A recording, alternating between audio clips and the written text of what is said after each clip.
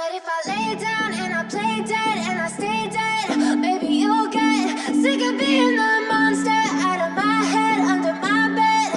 Think you're something out of my nightmares. 안녕하세요, 명상의 시간입니다.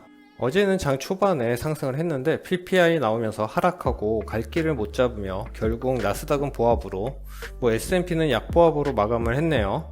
어제 발표한 PPI가 이렇게 나왔습니다. 그냥 코어만 볼게요. 그나마 다행인 게 예상치만큼 나와줘서 시장이 보합으로 끝났네요. 오늘 저녁에 CPI가 나오죠. 오늘이 정말 갈림길에서 중요합니다. 이게 우리나라를 보면 물가가 좀 떨어졌나요? 환율 때문인 것도 있지만 글쎄 좀 모르겠죠. 오늘 저녁이 걱정이 됩니다. JP모건도 겁을 주고 나섰습니다. 오늘 발표되는 9월 CPI가 만약 8월보다 높다면 8월이 8.3이거든요. 근데 9월 예상이 8.1입니다. 그러니까 예상치 8.1보다 크다면 S&P 500이 5% 가까이 빠질 수 있다고. 와, 5%면 정말 너무 겁을 주긴 했는데 JP모건은 원래 겁을 좀 많이 주죠. 오늘 지켜보면 알게 되겠는데 어제는 또 조금씩 떨어진 게 많기는 했죠. 근데 반도체 속슬은 또 하락했고, 반도체는 이따가 이야기 드리고, 어제도 이야기 드렸지만 영국의 문제가 계속 커지는 분위기입니다. 화요일에 파이낸셜 타임즈에서 BOE는 비상채권 매입을 연장할 의사가 있다, 그런 식의 논평이 나왔었죠. 카더라 통신이었는데 그때 시장이 조금 반응을 했습니다. 그러니 바로 BOE 총재가 아니다, 계획대로 내일 매입 프로그램 종료한다, 그렇게 말을 했죠.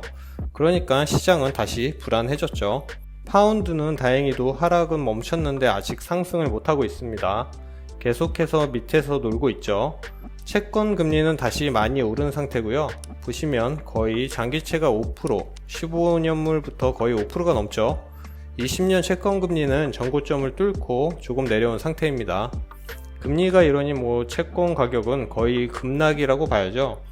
지금 미국도 심하지만 영국이 가장 위험한 상태입니다. 영국이 어쩌다가 이렇게 됐는지 참. 지금 주식뿐만이 아니라 채권 투자를 하셨던 분들도 이미 엄청난 손해를 보고 계시죠.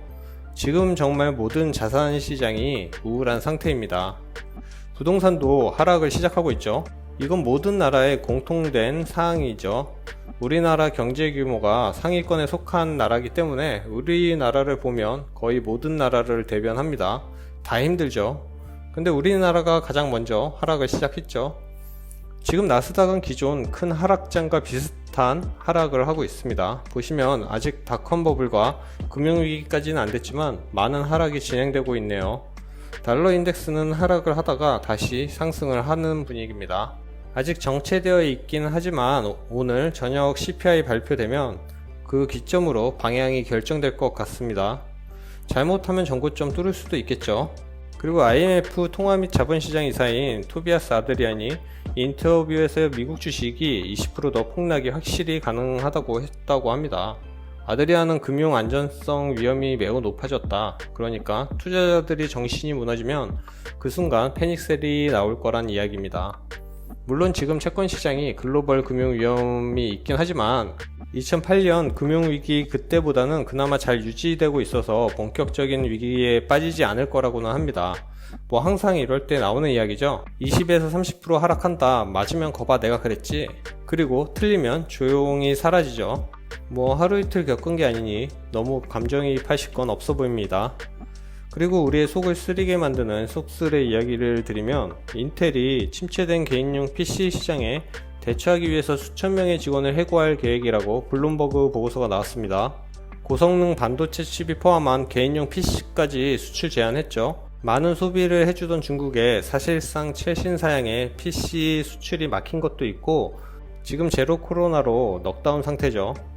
그리고 중국이 지금 부동산 문제가 이건 하루 이틀 전에 나온 게 아니라 엄청나게 오래전부터 계속 이야기가 나왔죠. 어떻게든 막고는 있는데 지금까지는 경제 성장률로 커버를 하고 있었는데 지금 경제 성장률이 많이 낮춰졌죠. 실물 경제는 거의 마이너스인 겁니다.